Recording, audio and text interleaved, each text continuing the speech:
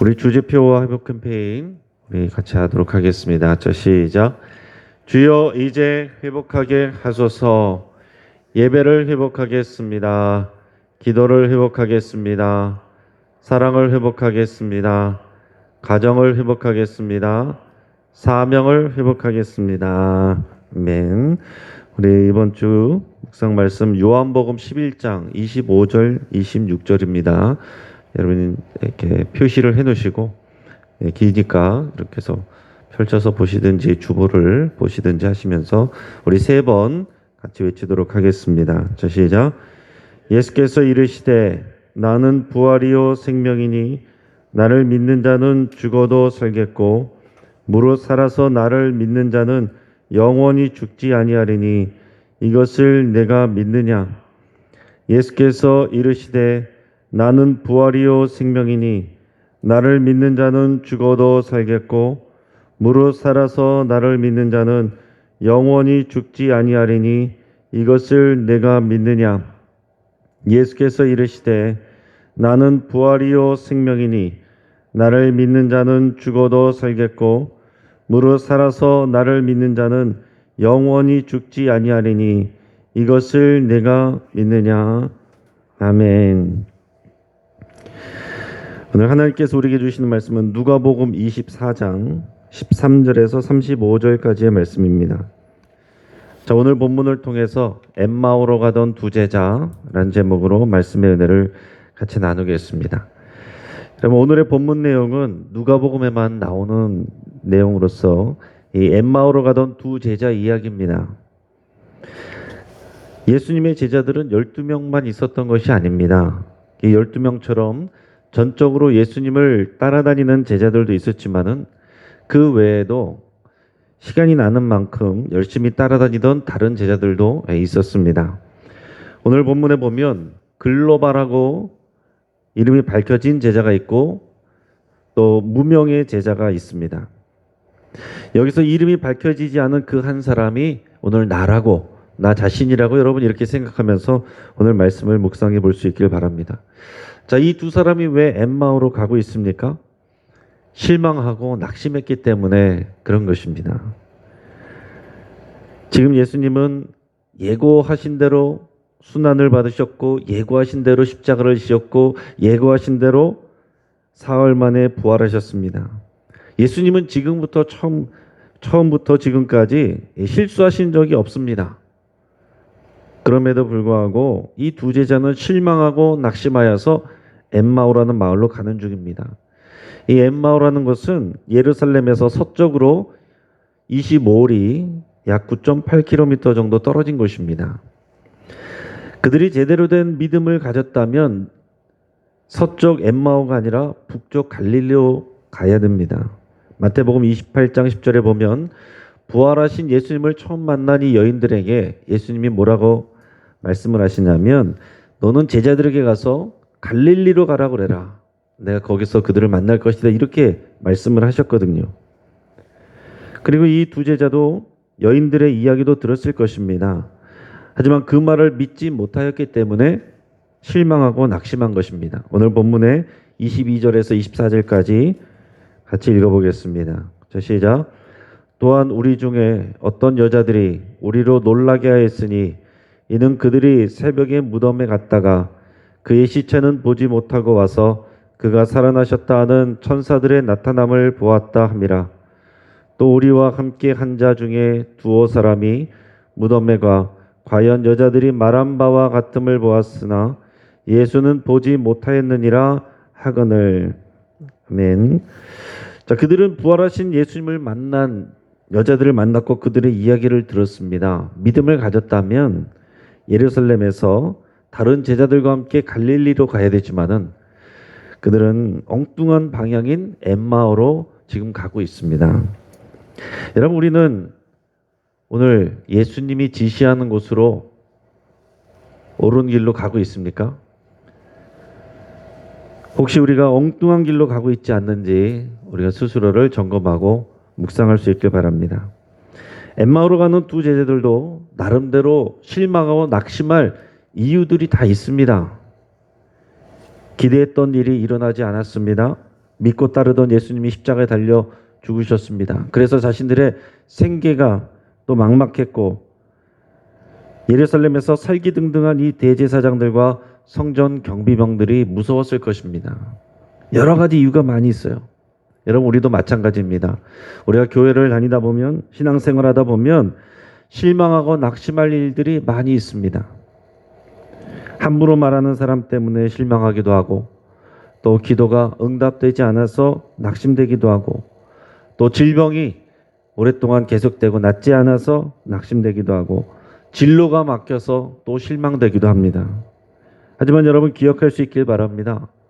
우리가 다른 성도에게 실망하고 상처를 받았든지 교회에 실망을 했든지 때로는 예수님께 실망할 수도 있지만은 그것은 내게 문제가 있는 것이지 예수님께 문제가 있는 것은 아니다라는 사실입니다.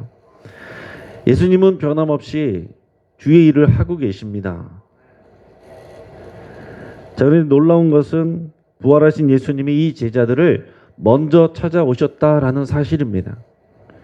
12 제자들도 아닌데 이 믿음이 부족해서 실수하고 엉뚱한 곳으로 가고 있는 이 2명의 제자들, 한 명은 글로벌하고 이름이라도 있지만은 또 한 사람은 이름도 알려지지 않은 이런 무명의 제자라는 것입니다. 그런 사람을 예수님이 먼저 찾아오셨다는 거예요. 그들이 믿음이 대단하거나 그 공동체 안에서 어떤 대단한 기여를 했다거나 그런 걸로 보이지도 않는데도 불구하고 예수님이 이들을 먼저 찾아오셨다라는 거, 그것이 은혜가 되는 것입니다. 예루살렘에 남아있지 않고 엠마오로 떠나오는데도 다른 제자들이 붙잡거나 하지 않은 것을 보면은 이 공동체 안에서, 제자 그룹 안에서 그렇게 중요도가 높은 사람들은 아니겠구나 하는 생각을 우리가 할 수 있습니다. 사람들이 볼 때는 있어도 그만, 없어도 그만하면 그런 사람들일 수 있다는 것입니다. 그들이 없어도 제자 공동체가 굴러가는데 문제가 없는 것이에요. 그들이 없으면 또 다른 사람들이 얼마든지 그들의 자리를 채울 수 있는 그런 정도의 사람들입니다. 그런 무명의 제자들임에도 불구하고 부활하신 예수님이 그들을 먼저 찾아오셨다라는 거, 이건 은혜입니다. 우리가 그 무명의 제자라고 생각을 해보시기 바랍니다. 아유, 내가 뭐라고, 내가 그 12명의 제자도 아닌데 부활하신 예수님이 나를 찾아오셨는가.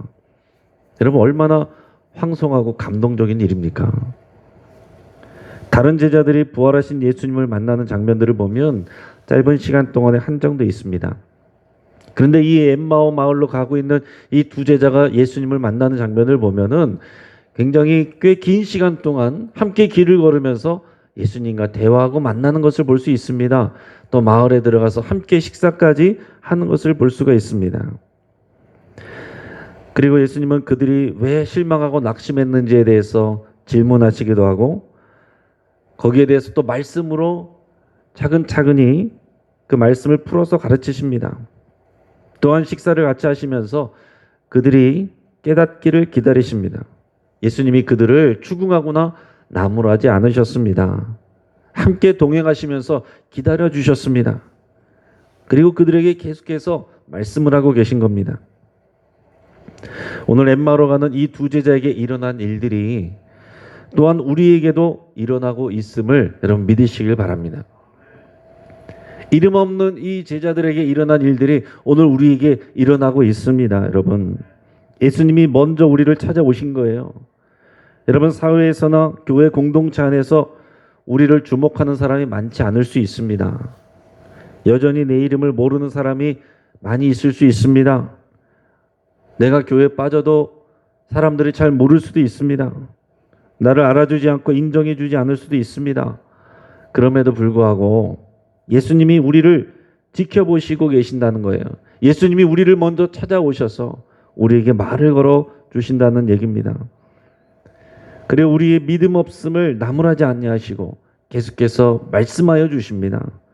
그리고 함께 교제하며 식사도 하십니다. 그렇게 우리가 말씀을 깨달을 때까지 예수님이 우리 옆에서 인내하고 기다려 주십니다. 여러분, 놀랍기도 하고 안타깝기도 한 것은 그들이 예수님과 함께 이렇게 걷고 말씀을 나누고 식사까지 한데도 불구하고 그들이 예수님을 깨닫지 못하고 있었다는 사실입니다. 오늘 본문의 15절 16절 말씀을 같이 읽어보겠습니다. 자, 시작. 그들이 서로 이야기하며 문의할 때에 예수께서 가까이 이르러 그들과 동행하시나 그들의 눈이 가리어져 그인 줄 알아보지 못하거늘. 자, 예수님이 가까이 계시지 않은 것이 아닙니다. 예수님이 함께 계십니다. 그런데 뭐가 문제입니까? 그들의 눈이 가려져 그들이 예수님을 알아보지 못하고 있다 말하고 있습니다. 여러분, 오늘날 우리도 마찬가지예요. 예수님이 부활하셨음을 믿는다고 한다면 그 예수님이 살아서 우리와 함께하고 계신다는 그것을 믿어야 됩니다. 예수님은 육체로는 하나님 보좌 우편에 앉아 계시지만은 성령님을 통해서 우리 안에 계신 거예요. 우리 안에 계시고 우리에게 성령님을 통해서 계속하여서 말씀하고 계신다는 것을 여러분 믿으시길 바랍니다. 지금처럼 설교를 통해서 말씀하시기도 하고 성경을 통해서 말씀을 하시기도 하고 성령님을 통해서 말씀하시기도 하고 우리 옆에 있는 성도들을 통해서 말씀하시기도 하고 또 우리 환경을 통해서도 다양하게 계속해서 말씀하고 계신 겁니다. 예수님이 계속 말씀하시는데 이 제자들이 눈이 떠여지지 않아서 예수님을 알아보지 못하고 잘 깨닫지 못하는 것처럼 이 예수님은 우리에게 계속해서 말씀하고 계시는데 우리의 눈이 뜨여지지 않아서 깨닫지 못하고 듣지 못하는 경우가 많은 것이에요. 이 AD 400년경에 기독교의 성자로 불려지는 이 어거스틴이 있습니다. 우리가 이 어거스틴의 얘기를 여러분 많이 들었을 겁니다. 근데 이 사람이 젊었을 때에 또 영적으로 방황했고 그러다 보니까 성적으로도 방탕하게 지냈습니다. 10대에 벌써 이제 사생아를 낳았습니다. 그런 아들을 위해서 그 어머니 모니카는 기도하기를 쉬지 않았습니다. 죽을 때까지 이 아들을 위해서 기도했습니다.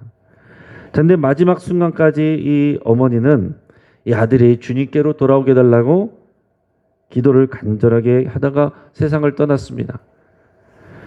어머니의 부고를 듣고 이 어거스틴이 울면서 장례식에 참석하러 가던 중에 어느 수도원에 들러서 잠시 쉬고 있었습니다. 그런데 옆에 있는 놀이터에서 아이들이 노래를 부르면서 놀고 있었는데 그때 아이들이 뭐라고 불렀냐면은 책을 펴라, 책을 펴라 하는 그런 노래를 부르고 있었다는 거예요. 근데 그 당시에 이 어거스틴이 이것을 주님의 음성으로 생각하고 성령님의 감동이 와서 그 옆에 있는 성경책을 펼쳐서 읽었습니다. 읽었는데 그 말씀이 로마서 13장 12절에서 14절까지의 말씀이었어요. 제가 그 말씀을 읽어드리겠습니다. 밤이 깊고 낮이 가까웠으니 그러므로 우리가 어둠의 일을 벗고 빛의 갑옷을 입자. 낮에와 같이 단정히 행하고 방탕하거나 술 취하지 말며 음란하거나 호색하지 말며 다투거나 시기하지 말고 오직 주 예수 그리스도로 옷 입고 정력을 위하여 육신의 일을 도모하지 말라. 이게 어거스틴도 늘 읽었었던 말씀이고 알고 있었던 말씀이었지만은 그 순간 그 말씀이 자기 자신을 향한 하나님의 음성으로 와닿았습니다. 여러분, 우리가 늘 듣는 말씀, 알고 있던 말씀이 정말로 우리 가슴에 부딪혀오는 하나님의 음성으로 들릴 때 그 말씀이 능력이 있는 것입니다. 우리가 말씀을 읽어도 우리 눈이 감겨 있으면, 우리의 귀가 닫혀 있으면 그 말씀이 우리 안에서 역사하지가 않는 거예요. 이 하나님의 아들 예수 그리스도께서도 자기 고향 나사렛에서 말씀을 전하셨는데 사람들이 듣지 않고 믿지 않으니까 하나님의 역사가 일어나지 않았습니다. 하나님께는 문제가 없어요. 우리가 눈을 감고 있고 귀를 막고 있으면은 하나님의 역사가 일어나지 않을 수 있는 것입니다. 그리고 이 어거스틴은 이때 읽은 말씀을 가지고 그 삶이 완전히 변화가 돼서 나중에 기독교의 성자로 불리기까지 이렇게 성장하게 됩니다. 그렇게 변하게 되게 된 그 주의 음성이 누구에게 들렸다고요? 놀이터에서 놀고 있던 아이들이 그냥 생각 없이 떠드는 그 소리를 통해서 주님의 음성을 듣는 것입니다. 여러분, 주님의 음성은 특별하게 그렇게 워워워 이러면서 막 들리는 게 아니에요. 여러 가지 방식으로 주님은 계속해서 우리에게 말씀하고 계십니다. 같이 길을 걸으면서 예수님께서 말씀하시는데도 불구하고 이 제자들이 눈이 띄어지지 않아서 예수님을 알아보지 못하고 깨닫지 못했던 것처럼 오늘 예수님께서는 다양한 모습으로 계속해서 우리에게 말씀하고 계십니다. 오늘 우리가 간절히 소망하기는 우리의 눈이 띄어져서 우리 주님의 음성을 알아듣고 그 말씀이 우리 마음에 새겨지고 그 주님의 약속이 오늘 우리의 삶을 붙잡고 이끌어 가기를 여러분 그렇게 간절히 바라고 기도할 수 있길 바랍니다. 우리 이어서 오늘 본문의 25절에서 27절까지 말씀을 25절에서 27절까지 말씀을 같이 읽겠습니다. 같이 시작. 이르시되 미련하고 선지자들이 말한 모든 것을 마음에 더디 믿는 자들이여 그리스도가 이런 고난을 받고 자기의 영광에 들어가야 할 것이 아니냐 하시고 이에 모세와 모든 선지자의 글로 시작하여 모든 성경에 쓴 바 자기에 관한 것을 자세히 설명하시니라. 아멘.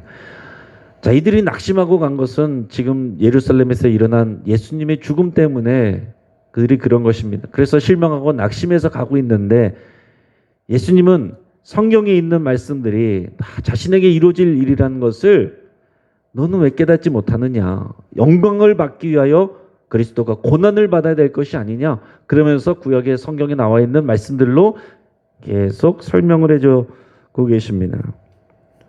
그렇게 말씀이 심령으로 들어가면서 성령이 역사하실 때에 그들의 마음이 뜨거워지고 변화가 일어나게 됩니다. 오늘 본문의 32절에서 35절까지 말씀을 같이 읽겠습니다. 자, 시작. 그들이 서로 말하되 길에서 우리에게 말씀하시고 우리에게 성경을 풀어주실 때에 우리 속에서 마음이 뜨겁지 아니하더냐 하고 곧 그때로 일어나 예루살렘에 돌아가 보니 열한 제자 및 그들과 함께 한 자들이 모여 있어 말하기를 주께서 과연 살아나시고 시몬에게 보이셨다 하는지라. 두 사람도 길에서 된 일과 예수께서 떡을 떼심으로 자기들에게 알려주신 것을 말하더라. 아멘. 자, 그들은 예수님과 함께 식사를 할 때에 그때까지도 식사를 하면서도 예수님을 알아보지 못했습니다. 그런데 예수님이 식사 자리에서 떡을 들어 축사하시고 떼어서 나눠주시는 장면을 보면서 그때 비로소 예수님이 예수님이다라는 것을 깨닫게 된 겁니다. 그때 눈이 밝아졌어요. 근데 눈이 밝아지는 순간 예수님이 사라졌습니다. 그렇지만 그들은 실망하지 않고 이제 예수님이 사라졌는데도 불구하고 그들이 달라졌습니다. 그들 안에 소망이 생겼습니다. 실망하던 자리에 소망이 생겼습니다. 눈에 예수님이 보이지 않지만은 소망하게 된 이유는 뭐냐? 마음에 말씀이 풀어지니까 소망이 생긴 것입니다. 마음이 뜨거워졌습니다. 말씀이 풀어지니까 마음이 뜨거워지는 거예요. 그러니까 소망이 생겨나고 힘이 생겨나는 것입니다. 말씀을 들었는데도 깨닫지 못하고 눈이 닫혀 있으면은 주님은 일하시고 계신데도 불구하고 우리는 실망하고 낙심하고 상처 입고 그렇게 되는 것이에요. 오늘 이 엠마오 두 제자의 그 변화를 여러분 보시길 바랍니다. 이게 우리예요. 주님은 여전히 우리에게 말씀하고 계시고 그들처럼 우리도 무명이고 사람들이 그렇게 알아주지도 않고 그렇지만은 예수님은 우리를 중요하게 생각하시고 먼저 찾아오시고 계속해서 말씀하고 계시고 우리와 함께 걸어가고 계시고 우리에게 계속 친절하게 말씀하시고 깨닫게 하시기를 예수님께서 계속하고 계십니다. 어느 순간 그 말씀이 정말로 나에게 주시는 이 레마 말씀으로 깨달아지고 풀어질 때 우리 마음이 뜨거워지고 상황은 똑같지만은 소망이 생기는 것입니다. 그렇게 되니까 이 사람들이 어떻게 됩니까? 예루살렘으로 돌아가요. 여러분 예루살렘으로 돌아간다는 건 무슨 얘기입니까? 거기에 대제사장들과 성전 경비병들이 여전히 있습니다. 제자들을 찾으러 다니는 살벌한 분위기 속에서 다른 제자들 숨어 있었어요. 그런데 부활하신 예수님을 만나고 나니까 그게 문제가 아닌 것입니다. 담대해지는 거예요. 부활의 증인이 되어서 다시 돌아가는 것입니다. 이런 부활절은 지냈지만은 부활의 소망은 여전히 진행 중입니다. 여러분 이 부활의 소망 그 기쁨이 우리는 주님이 오실 그날 때까지 그 소망 가지고 살아야 되는 사람들이에요. 환경과 상황은 변하지 않고 그대로 있을 수 있습니다. 사람들의 시선은 그대로 있을 수 있어요. 뭐가 달라져야 되느냐? 우리의 눈이 띄어지고 말씀이 우리에게 풀어져야 됩니다. 오늘 이 시간에도 부족한 종의 입술을 통해서 우리 주님께서 우리에게 말씀하고 계십니다.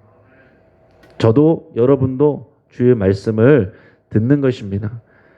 정말 오늘의 이 말씀이 우리의 레마 말씀이 되어서 마음이 풀어지고 우리 마음이 뜨거워져서 우리가 실망하고 낙심한 일들이 주님의 눈으로 바뀌어져서 소망으로 바뀌고 승리하는 삶 사시길 주의 이름으로 축복합니다. 기도하겠습니다. 내 안에 실망한 것들, 낙심한 것들 다 주님 앞에 고백하고 내려놓을 수 있기를 바랍니다. 또한 예수님이 우리를 먼저 찾아와 주시고 우리와 함께 하시고 말씀하고 계심을 믿고 감사드릴 수 있기를 바랍니다. 또한 말씀이 풀어지고 영적인 눈이 띄어져서 우리가 부활의 증인으로 살기로 여러분 결단하며 기도할 수 있기를 바랍니다. 우리 가정을 위해서 기도할 때 우리 가족들이 모두 부활의 증인으로 살기를 위해서 여러분 기도할 수 있기를 바랍니다. 지금 당장 진로가 열리고 또 진급을 하고 돈을 많이 벌고 그게 전부가 아닙니다. 부활의 증인이 되어야 됩니다. 부활하신 예수님을 만나야 됩니다.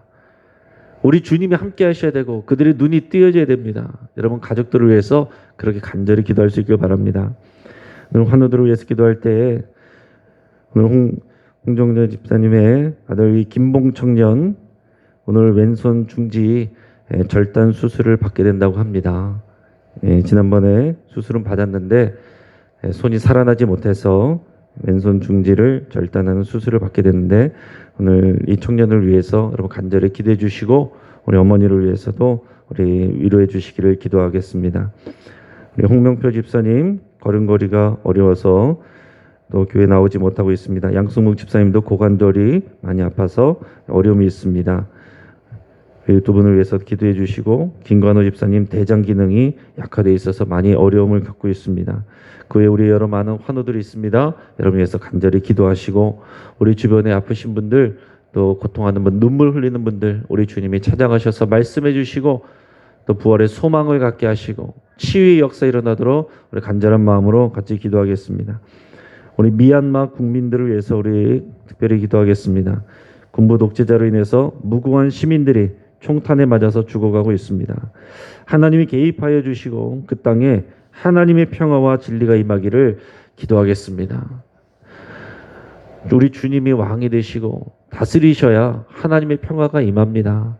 여러분 인간의 지도자들은 자기 뱃속을 취하지 사람들 백성들의 생명을 귀하게 여기지 않습니다. 그러나 왕 되신 우리 예수님은 이 백성들을 위해서 생명을 내어주십니다. 이 미얀마의 그 복음이 뿌려지고 전파되도록 우리 백성들이 또 하나님의 보호하심 가운데 그 평화를 회복할 수 있도록 위해서 같이 기도하시겠습니다. 이 시간 주여 한번 간절히 부르짖고 합심해서 함께 기도하겠습니다.